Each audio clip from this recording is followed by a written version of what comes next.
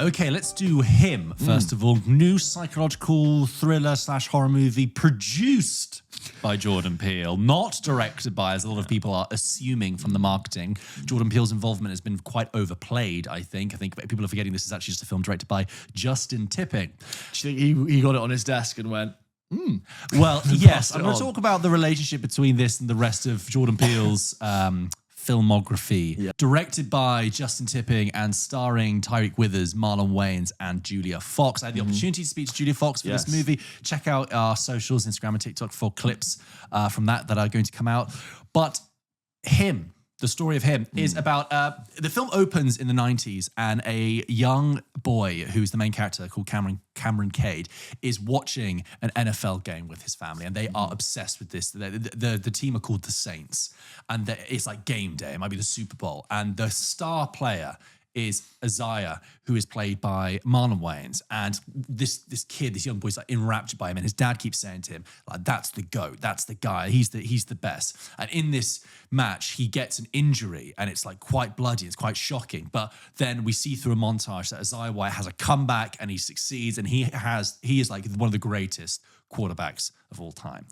But cut forward to now when young Cameron is now grown up. He himself is now an American football athlete, doing very well, a promising star and looking to be the next big thing. Meanwhile, Isaiah is now reaching sort of the end of his career, and there's talks about who's going to pass the baton down to whom. You know, Isaiah is the GOAT, was the GOAT, very much like a Michael Jordan kind of character. Who's he going to pass the baton down to next? And through a series of set of circumstances, Cameron is contacted by Isaiah and says he's tapping you to join the Saints, to take his place as quarterback. And he goes, oh my God, this is so exciting. I've loved them, forever.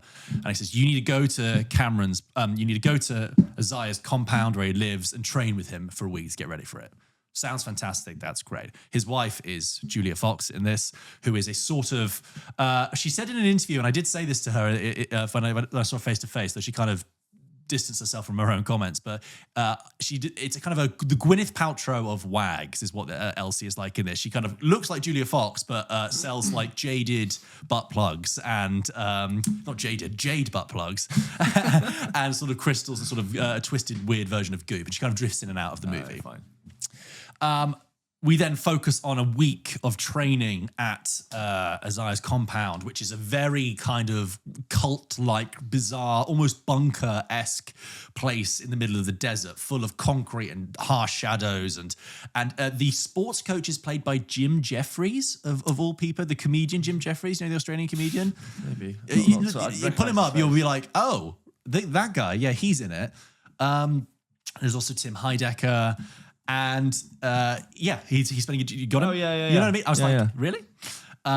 Anyway, he spends a week training at this compound, and it is a film that is like hyper stylized, hyper visual, frenetic, in your face, and it's a film that's like wants to talk about how sport is a religion, how the pressure of excellence on black people, specifically like black excellence, is a huge pressure when it comes to sport. There's a line where Marlon Wayans' character says, I had to be great just to be good, and you have to do the same.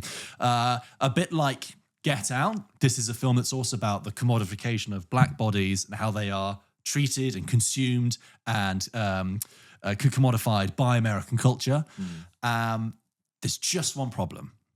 It's rubbish. Okay? Because all of that sounded really interesting. I know. And I really hate to be so negative about it, but it's a 90-minute movie, and it drops, to use a sports term, it drops the ball, it fumbles the pass pretty quickly. Were you aware pretty soon into watching it that it was a bad film? Yeah, it's about 20 minutes in. Yeah, I was like, oh no, this is not good. What are the reasons I'm saying that it's bad? I realized quite quickly that it doesn't actually have anything interesting to say about the topics that I've just mentioned. Right.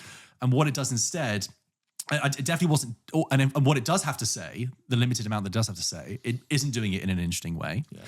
And what bothered me instead is that it goes through this very hyper stylized way of delivering the movie. Like, it makes Emerald Fennell look like Ken Loach or something. It's like really, really in your face. It feels like, it's kind of quite aggressive, insistent style. And that really started to bother me because I'm like, you can only do this if you have actually something to say. Stop trying to like throw flashy, stylish imagery in my face when you haven't really got anything to say. There are moments where I think genuinely, there are bits missing from the film that they've tried to fudge over with the kind of hyper-frenetic editing. Right, yeah. Because characters will say something or refer to things and I'll go, that didn't happen though. Or what are you talking about? That wasn't shown.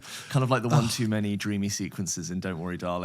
Oh, you know, my like the God, concert, the glass similarly. and the dancers and the thing. It's like, okay. And devoid of anything actually substantial to say, it becomes a 90-minute music video. And I found it quite ironic that it's produced by Jordan Peele. And Jordan Peele, when he was in Key and Peele, they did a very funny sketch about two guys getting stuck in an LMFAO video and they can't leave. And that is what this film is like. It just keeps going because the party don't stop because it keeps on going. And I just thought I need to get out of this. I think the main character, it just becomes a sort of reactive presence, just sort of looking at things. Julia Fox, when she's in the movie, which isn't a lot, is actually quite animated and quite interesting. But honestly, when it gets to the end, oh, by the way, this is a film which talks about the goat and has lots of goats included. Yeah, just to let you know the level we're working on here with the imagery and the metaphors. By the time it gets to the end, it's such a shambles and it's so all over the place. And introduces ideas and drops them. And I came out of it thinking, I was like, that was really, really rubbish. Guy next to me, I know, for another journalist, he was like, that was really, really poor. And then the reviews debuted the next day, and it was like, opens with 30% on Rotten Tomatoes. I'm like, okay, it's not just me. I have spoken to one or two people who quite liked it, but it's not. I even talked about the fact that it was meant to be a horror or a thriller. Not scary at all. Nothing like that. Actually, quite confusing and frustrating. That's mainly my experience of him. Very, very frustrating. Honestly, if you didn't get a chance to catch it, there are other films out to see. There are other films you should. There are other films you can watch with your eyes. Yeah, okay. There are other films out to see. That was George's review of him. As always, guys, if you had any thoughts, questions, concerns, or reviews of him, we'd love to hear them. Send them into hello@pulpkitchenpodcast.com. But you should probably miss him anyway if you're thinking of it. So. Look, I still enjoyed my conversation with Julia Fox. It was still nice to talk to her about the themes of the movie and her work as a professional, as an actor, as an artist. So look out for that on socials. Also a shame that this year has been like sort of the success of the horror genre, like being the genre that's providing the most interest, success, ideas, refreshing concepts, great cinematography. The collection of ideas to cinematography being really well linked. I think that's been like a great story of the year. It's like you can't just do a little horror. Can't just be all like mysterious and be like, oh yeah, it's gonna be like Jordan Peele or Blink Twice or no. It's not gonna. Oh my God, even Blink Twice, which is not it's not an amazing film, way better than this. And I actually think it's a disservice to Jordan Peele. I think it's actually a slightly negative association actually by taking this film because it's almost a Jordan Peele parody. That's what it feels like.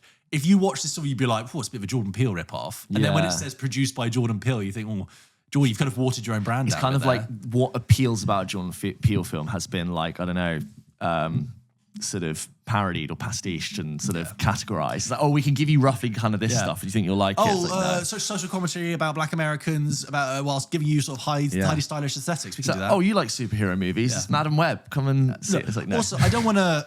I'm not saying that Justin Tipping got it. I'm sure Justin Tipping, the director, had an idea. Yeah. And I think I would love to see a movie. It's what an open goal it is to have a movie about the how sport is a new religion and the kind of toxic horror infused. There's such a great potential there. Sounds interesting. Yeah. Completely fumbles it. Sorry to say.